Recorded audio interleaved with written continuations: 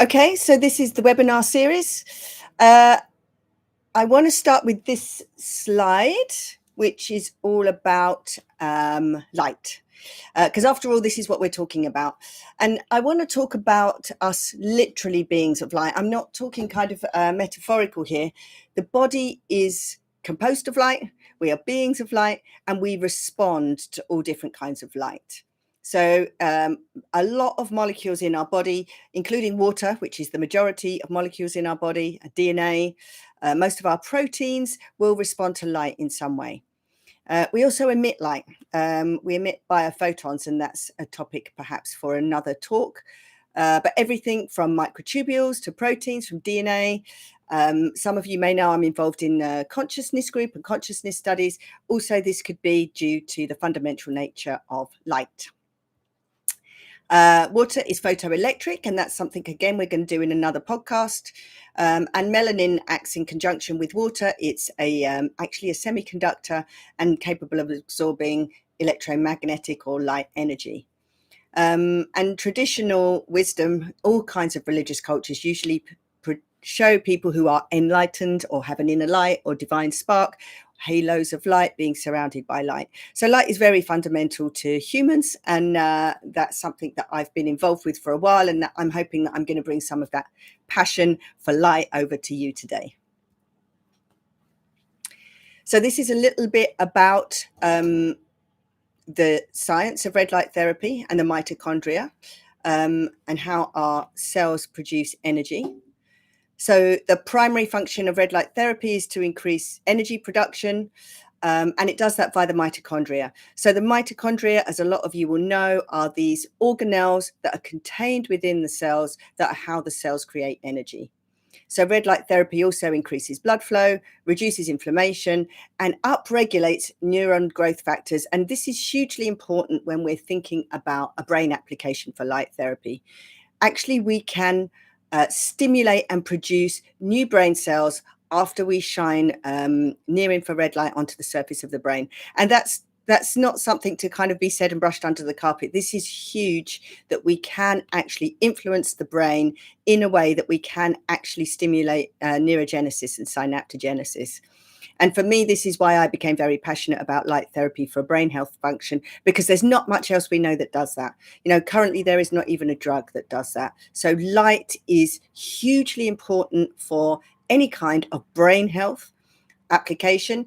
And also, as I'm going to talk to you a bit today about the gut and how the gut is also involved in brain health and neurodegeneration. So this is a nice visual of the mitochondria. I'm just going to check that you're all seeing this okay. Yeah, good. So this is a nice visual of the mitochondria inside the cell. Actually, we have, billions of these mitochondria, so this kind of is a very simplistic diagram, especially in organs that require a lot of energy.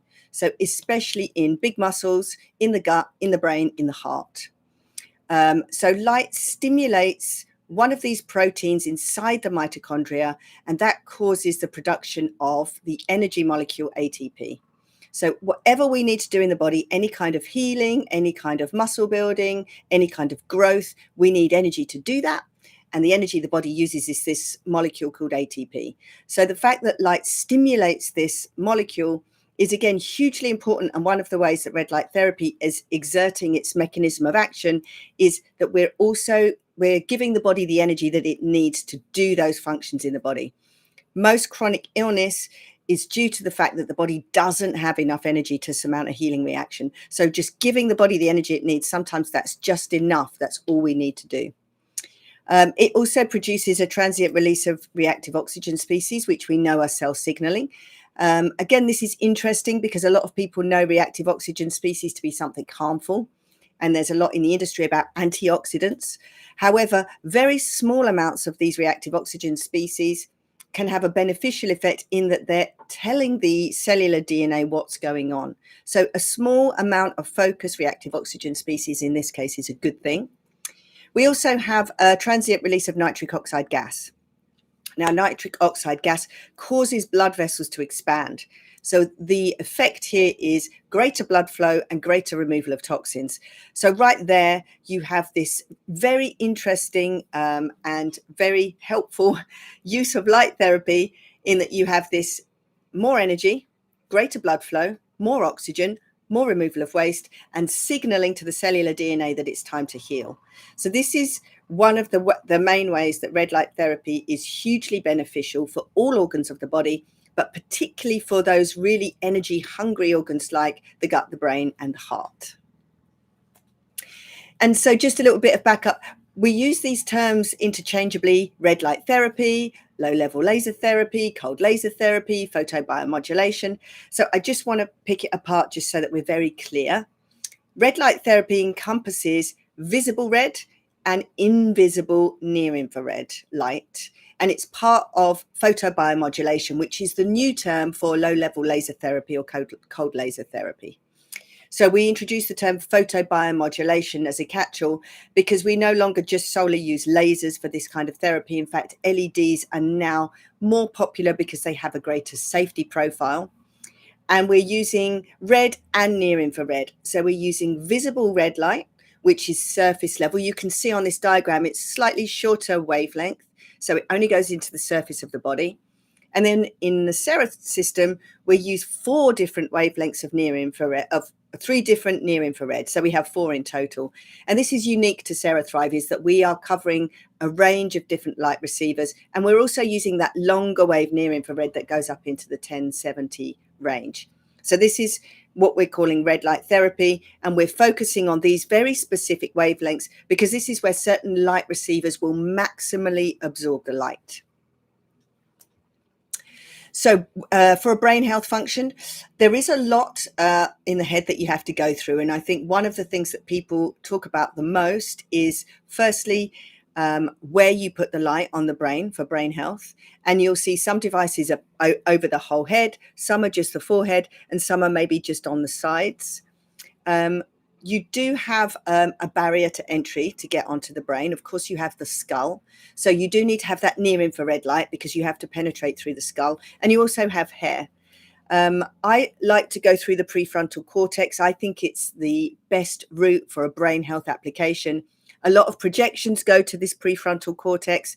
You don't have hair as a barrier. You can make sure that you have effective dose. I also have a little cluster on the back for the cerebellum. So you don't need to go over the whole head. And in fact, most devices that do are a little bit off of the head because of the way that the devices fit. So you're not getting the full dose of light when you do that. So the best route, in my opinion, is to get the light through here, through the forehead, through the prefrontal cortex. We also have the option in the CeraThrive device to target the left and right prefrontal cortex. We have a midline one. And also because we have an ability to pulse the light, we have a combination of photobiomodulation plus neuromodulation. And I'm going to go into a little bit more about that pulsing later on. And this is something that I wanted to particularly talk about today. I'm going to focus a little bit on the gut. It's a large surface area. We do know that red light therapy is systemic, and that means that you can shine light on one part of the body and it has an effect on the other. So in order to maximize the brain application, we also place a pad on the gut. Now, there are a lot of other things going on in the gut why you would really want to target the gut.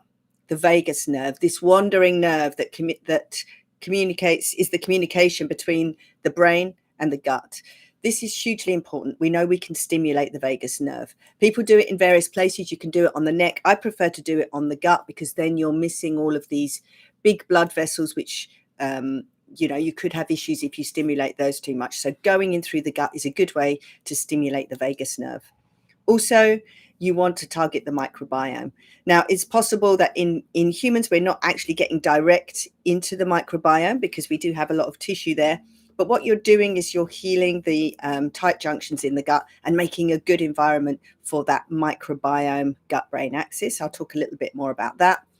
The neuroendocrine system's there, the neuroimmune system, the HPA axis, and something that people don't talk about much, which is the endocannabinoid system, like your body's own natural cannabis system.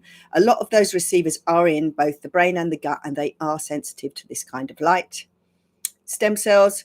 I've interviewed quite a few people who do stem cell therapy, and red light therapy is often used for migration and proliferation of stem cells. We have a lot of stem cells actually in our adipose tissue in our gut. So it's good to target that area if you want to stimulate stem cell production. And of course, the gut has its own nervous system. You know, the gut is full of nervous tissue. It's not called the second brain for nothing. It's called the second brain because it is actually made of neuronal tissue there. And of course, gut inflammation is now linked to brain disease. I don't think that's controversial at all now. Maybe it was, you know, a few years ago, maybe even 5 years ago.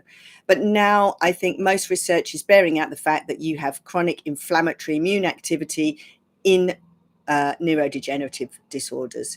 And quite often, gut symptoms, bloating, digestive discomfort, irregular bowel movements are all precursors and indicators of having that neuroinflammation and later on neurodegeneration. All kinds of things cause the gut inflammation. I think at the moment we're just very exposed to artificial ingredients in food, environmental toxins, pollutants, all kinds of things trigger that inflammation and the breakdown of the gut lining. Once we have that gut inflammation, we trigger misfolding of proteins, particularly those that are found in some of these fairly intransient neurodegenerative disorders, you know, the ones we really want to avoid at all costs. So there is a big relationship between having a healthy gut and maintaining a healthy brain. Of course, you know, IBD, IBS, all of those things are due to gut issues that we kind of leave a bit too long, allergies. There's all kinds of relationships there. If we could just make sure that our gut is healthy, we're kind of going a long way to general wellness and reducing brain disease. So this is leaky gut for a lot of people who kind of have heard the word but don't exactly know what it means. And you can see it's just because we have a breakdown of these little junctions between the cells of the gut. And what happens is undigested food and toxins and metabolites from bacteria can leak out into the bloodstream. The body then sees that as a threat and sends in all the immune cells. And then you have this inflammation. If you have inflammation in the gut area, you soon have it over your whole body. So this is the start of chronic inflammation, which is one of the main things that leads to a lot of the symptoms that people see. So just by helping with the red light to seal those tight junctions again, you can prevent that inflammation, and that goes a long way to relieving a lot of the symptoms that we see, including things like brain fog and mood issues, because really you have an inflammation, it becomes body-wide very quickly. And of course, if left too long, leaky gut becomes leaky brain. And this is when you have a disruption of that blood-brain barrier. Again, this is crucially important for healthy brain function, because once you start to have things getting into the brain that shouldn't be there, then very quickly that can lead to all kinds of issues with lymphatic drainage, with neuroinflammation, with bacteria and things like that getting into the brain. You know, we have now seen a lot of cases of neurodegeneration where they've analyzed and found bacteria that shouldn't be in the brain. So there's a lot of reasons why you want to make sure that you really do take care of your gut at the same time as you're taking care of your brain. The two go side by side. And what we found is most people start to see a relief of their symptoms almost immediately from using the gut panel, which is then carried on when we use the headband at the same time. So this is just a little bit about the vagus nerve and how it modulates that gut-brain axis. Interestingly enough, most of the innovation goes from the gut to the brain rather than the other way around. And it just goes to show that the gut actually is the main sensor in the body. It's the place where we're sensing the environment and then giving that information to the brain. So lots of things, you know, the big one, inflammation, but also our feelings of hunger and fullness, telling us about our energy metabolism. And then coming from the top down, obviously we know if we're very stressed or if we're in some kind of emotional turmoil, that will quite often reflect in our gut. You know, we all know that feeling of butterflies if we've got something important we need to do, go on stage, do something. So there is this biodirectional communication, which is another reason why it's very good if you're doing these kinds of light therapies to utilize this gut-brain axis and use both ends of the axis at the same time. Very simple and easy to do. We just have a dual device system. You just do them both at the same time. You're making sure you're taking care of this very important communication highway.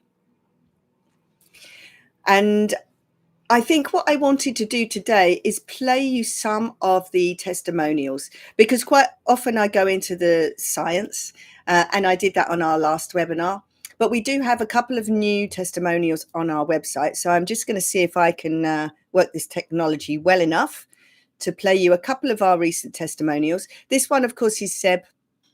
This is actually, Seb is now our managing director in the company, because Seb has become well enough that he is able to work. We do have his testimonial, which is now a few months old. We need to update it, but I'm going to stop sharing now and see if I am technologically able to share a case history. That would be clever.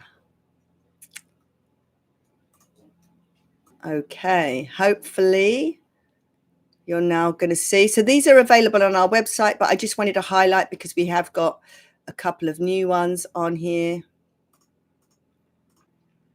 Let's play you Sue. She is a lady with IBS, and I think if we focus on the gut this week, you'll kind of get an indication of how people are getting on with this particular condition. IBS sufferer for 15 years maybe. The IBS was started when I worked at hospital, and I was taking days off because I was having to go and change myself, and I was getting embarrassed. It was getting that bad that I was in bed with pain. I stopped going out because I was always having to carry extra underwear, extra parts. At one point I thought I must have gone nappies for the pull-up parts because it was just so embarrassing, and I never had a normal pill for years. It was just tragic. And then I met Sarah and Paul, who introduced me to the light therapy. Wow, that's all I can say is wow. My symptoms have almost completely gone. I do get the odd niggle, and I have some teeth that shouldn't have had curries were always a no-no. But now I gave another curry, and it doesn't have the same effect. I just get a little niggle, and I'm not running to the toilet. I don't run to the toilet anymore. You know, there are days where I'm just no pain, no symptoms, and I know this sounds rather crude, but normal poo, living a life. Honestly, it's great.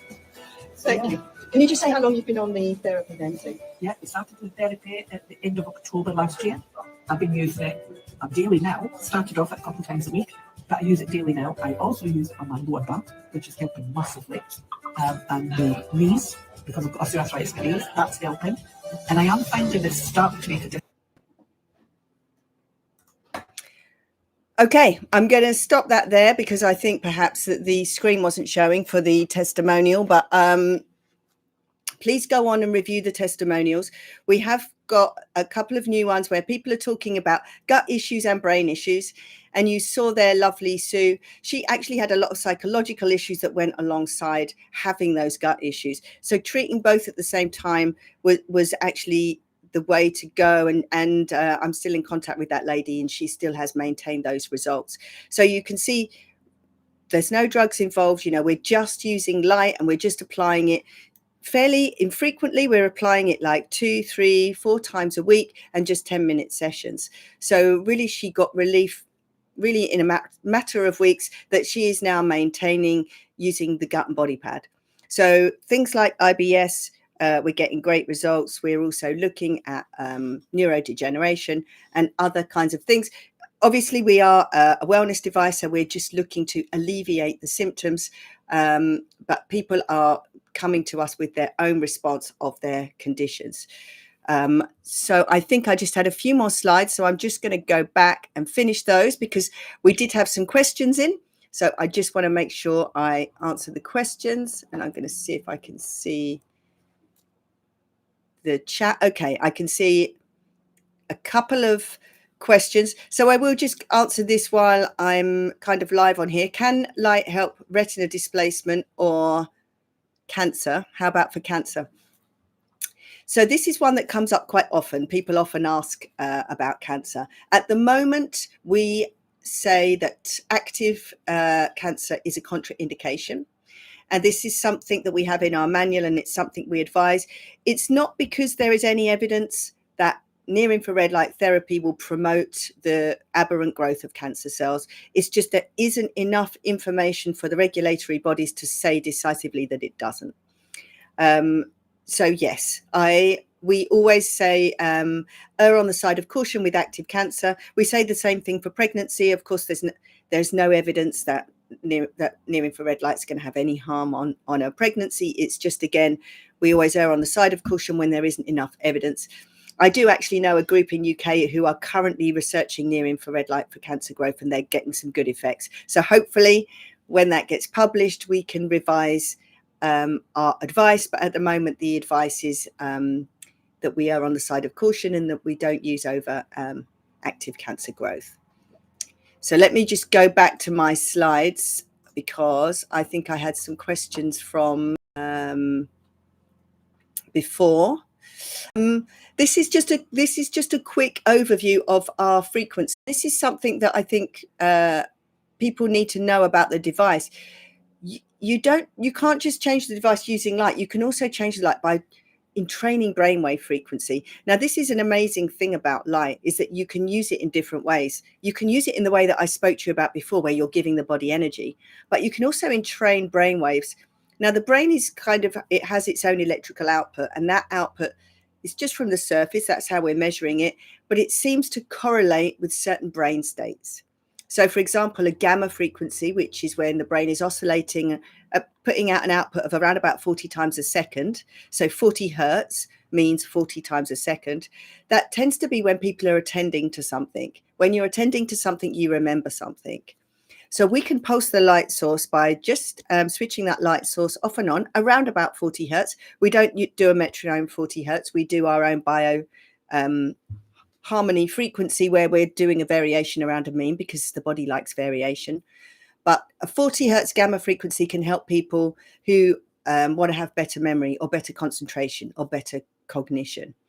And then we can also pulse the light at lower frequencies if people are very highly strung and they want to calm down. So things like being very, very anxious or kind of being in that very tense mood, we can use the balance program. We can oscillate that light at a lower frequency so that people feel more calm and more grounded.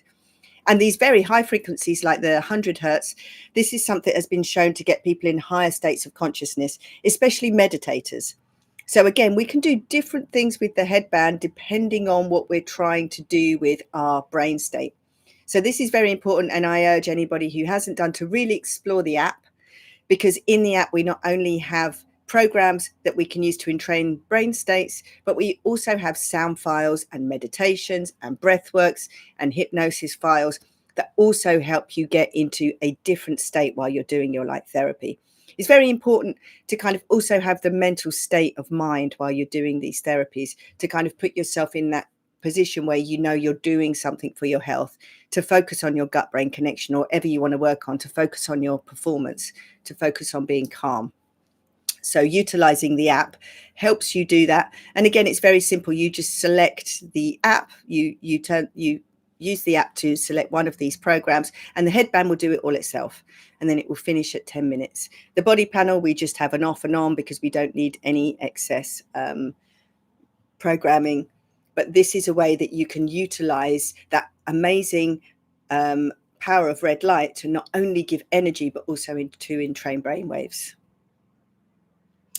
And this is the device for anyone who doesn't have it. So it's a 2-device system. So as I've spoke about, the headband, you can see it just goes straight onto the forehead, a body panel, soft, very easy to use, contours to the body. You don't lose any light with this system. If you're standing next to a panel and you can see your body is glowing red, that means you're losing the light. With this system, the LEDs are all flush to the body and contoured, so you don't lose any of the light energy that we're putting out. It's very important because people compare devices with the output of the device rather than the input into the body. So this is a low to mid-range output device, but actually all of that energy is going into the body. So that's important to state that. And this is how you just apply the headband to the brain, you apply the body across the body, you select with the app. It's 10 minutes treatment. Actually, if somebody is not so well, or if their mitochondria are not so good, 10 minutes is fine. Somebody who's very fit and healthy can probably do 20 minutes, and that's a good time for them. So it's a little bit about individuality, engaging where you're at. It's always better to start slow and build up with any kind of therapy, including light therapy. So you might want to start with a 10-minute every other day, then you could maybe go on to 10 minutes 4 times a week. You could then up to 20 minutes. So start slow and then build. But it's really more about consistency. It's not so much about how many times a week you use it. It's about whether you do it consistently every week. You know, this device is not going to work if it's stuffed under your bed. You do need to use it, and you need to use it consistently over a period of time, usually around about 6 weeks, to see the effect for the brain health symptoms. This is something we are celebrating 2 years of actually delivering CeraThrive devices, and we wanted to do something about that and kind of just have a celebratory day. We're doing a massive discount. I'm sure anybody here is going to get an email about that. The web link is here, but don't worry, you're going to get it emailed to you. And this is a one-day only price that we're offering. So we'll send out information about that, of course. But we're very proud of the fact that we have managed to deliver a lot of devices to people over 2 years, and we're starting to get feedback, and that feedback we're now going to start putting out into case studies. We're going to start inviting people to bring on their success stories. So this is a big milestone for us, and that's why we wanted to kind of celebrate in some way. So you'll be getting a mail about that straight after this webinar. And then I'm just going to go on to some of the questions. So these are questions that I was sent in before the webinar, and then I'll shut this down and I'll go to live questions. So one of the questions was, which program for dysbiosis? And the answer is, we would recommend the balance program, because if you've got dysbiosis, quite often, you know, that's a sign of somebody who, you know, potentially is erring on the side of being in a more anxious state. So you want to use that slow pulsing to help guide the brain into a more relaxed state while you're also doing the soothing light onto the gut. Use the body panel during times of bloating to support gut comfort. This is something that I quite often do, and I know my team do when we're out and about. If we've had to go out for a heavy meal, we're at an event, that's when we choose to do our CeraThrive session, is when we get in straight after. It is very comforting. So any kind of symptoms of dysbiosis, any kind of bloating or irritability, that's probably a good time for you to use the red light therapy. And certain probiotics can be useful. We're going to do a webinar about probiotics, but it's highly individual. You know, it depends what's going on with the person. So this is where some guidance is potentially needed. How long do you use the system before you notice a difference? Well, I think I said for brain, it's usually about 6 weeks, but actually the gut tends to respond quicker. So I've had people who've been using the device, you know, really just for a week, who've really noticed a difference with gut symptoms. So how it tends to go, the gut starts to calm down, you reduce systemic inflammation, then people start to see the brain symptoms reduce over a period of a few more weeks. So for most people, 4 to 8 weeks of consistent use is needed, and it does need to be consistent. So if it's going to be once a week, do it once a week. Twice a week, do it twice a week. That's more important than any other thing with any of these light therapies, is it does need to be done on a regular basis. It's like going to the gym. You have to go there, and you have to go there regularly to see the gains. It's the same with light therapy. Motor neuron disease, or ALS, the frequency for doing it. Again, this is about building up a tolerance. It's no different for something like MMD than it is for anything else. It's about starting slow. The body will respond, and we don't want to overload any kind of system, symptom, whether it's for motor neuron or for anything else. But for anything chronic, start slowly and build up, and listen to your body. We have Seb, who is our coach on the MMD group. So if you are looking to reduce symptoms of MMD and you're not in our WhatsApp group, I would ask you to email, and we'll make sure that that happens, because we have a very active group, and it's supported by our business director, who he's the main coach on that. And his recommendation is build up to twice a day, morning and night. But it does have to be a slow process. And again, you have to listen to your body. The best time of day for a session? Well, again, this is something that people ask because people know that we have a circadian rhythm. However, we're not using those circadian sensors that we have in our eyes. We have a different mechanism.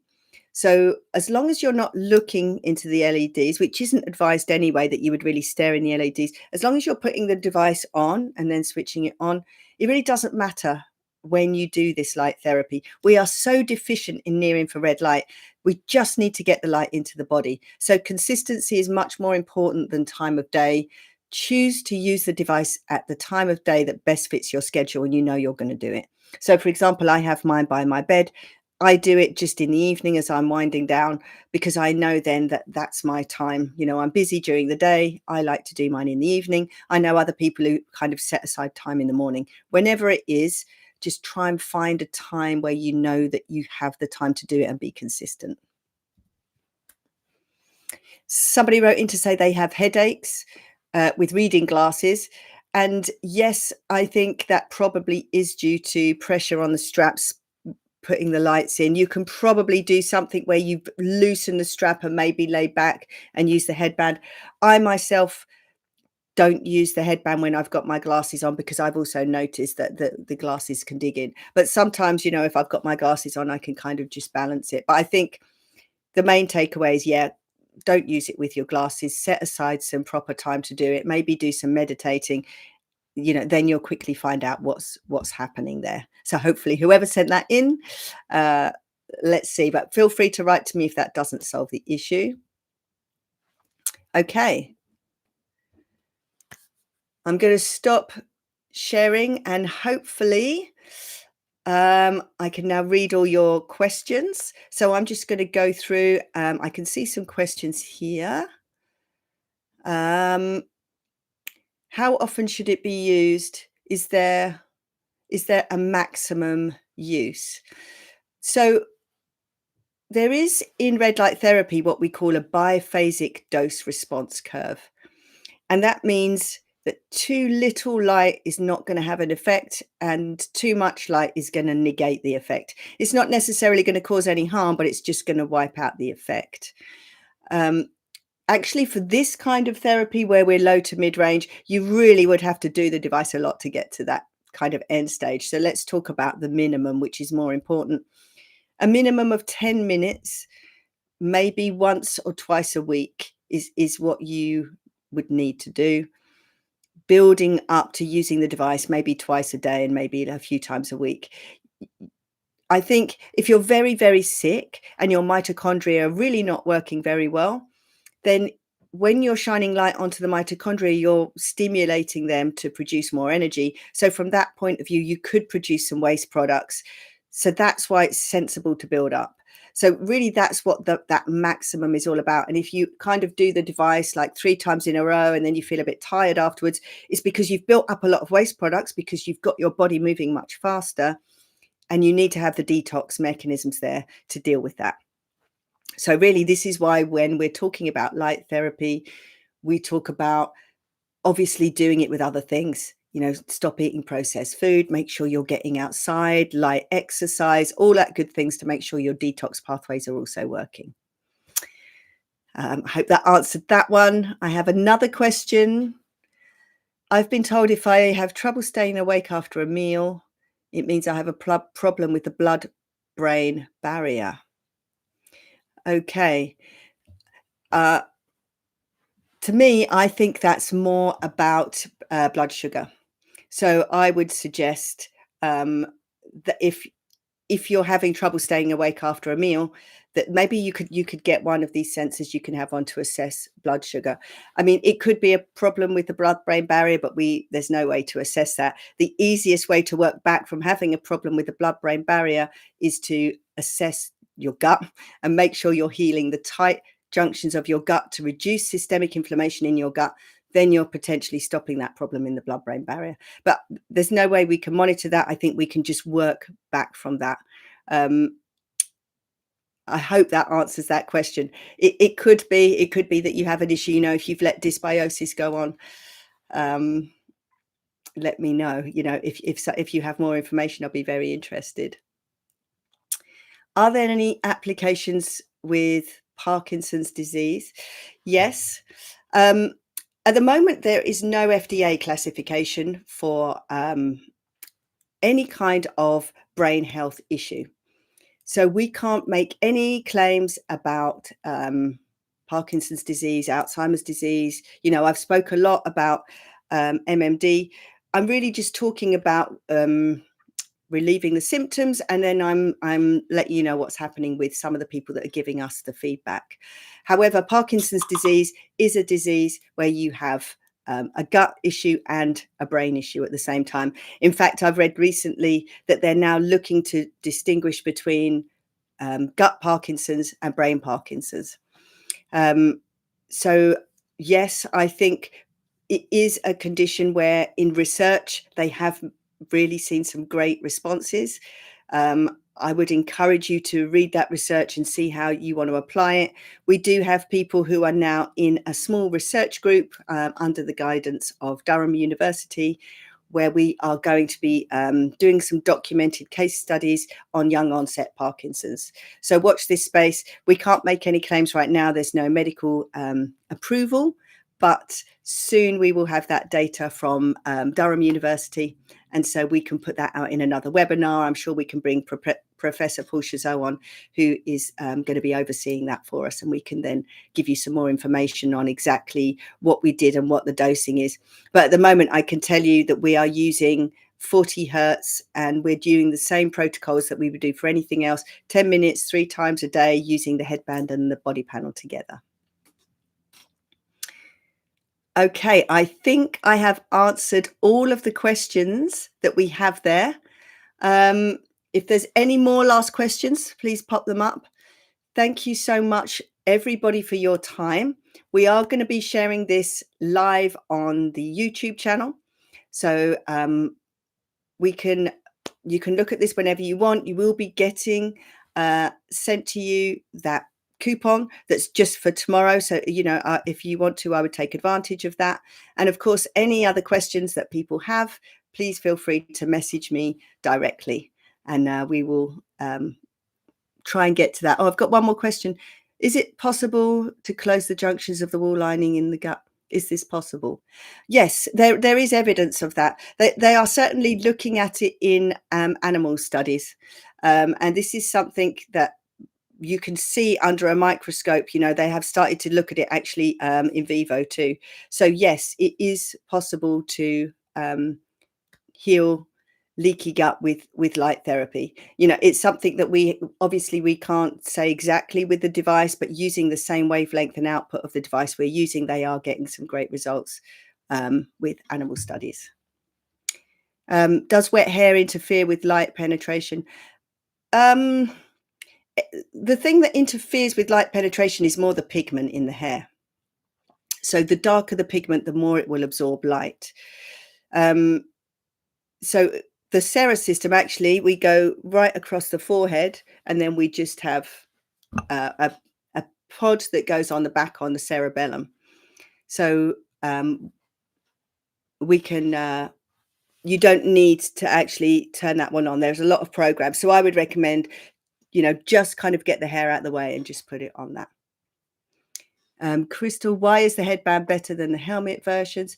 I think we're not talking about what's good and what's better, but I will say that if you want to have a consistent dose, you do need to avoid the hair. And also a lot of the projections in the brain go out onto this part of the brain. So this is really the best area to get light therapy. We do know that you only go a few millimeters onto the brain, so there is a global effect anyway. That light is going globally, and we are seeing an effect on things like Parkinson's disease, which is obviously something which is deep in the brain. So something else is going on. It's not just that surface level.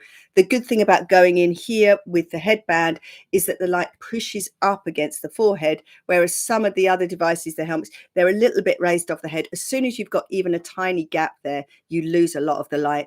And if you combine that with dark hair, you really are not, you don't know the dose that's going in. So this is why we developed it specifically to have just going into this area that's very accessible.